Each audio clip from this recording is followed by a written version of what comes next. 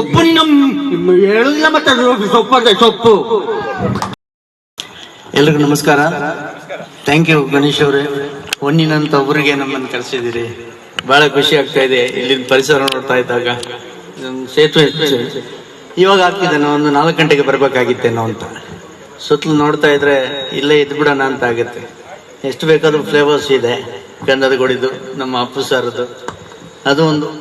Appu ಸಾರದ್ದು ತಿನ್ನೋದಕ್ಕೂ flavour ಇದೆ, ಇಲ್ಲಿ ಹಾಡುಗಳು ನೀವು ಬೇರೆ ಬೇರೆ ಫ್ಲೇವರ್ ಕೊಡ್ತಾ ಇದ್ದೀರಿ. ಥ್ಯಾಂಕ್ ಯು ಇಲ್ಲಿ ಕರ್ಸಿದ್ದಕ್ಕೆ. ಡೈಲಾಗ್ ಹೇಳ್ಬೇಕಾದ್ರೆ ನಾನು ಹೆಂಡ್ತಿ ಬೇಕು ನನಗೆ.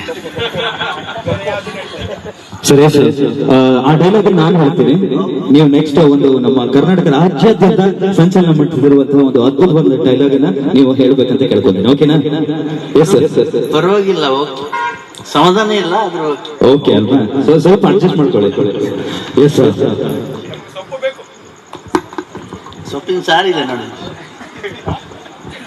ಕೂದಲು ತುಂಬಾ ಹೋಗಿದೆ, ಕಾಡಲ್ಲಿ ಒಂದು ಸೊಪ್ಪು ಸಿಗ್ತದೆ. ಸೊಪ್ಪು ಹೇಳುದಿಲ್ಲ ಮತ್ತೆ ಸೊಪ್ಪು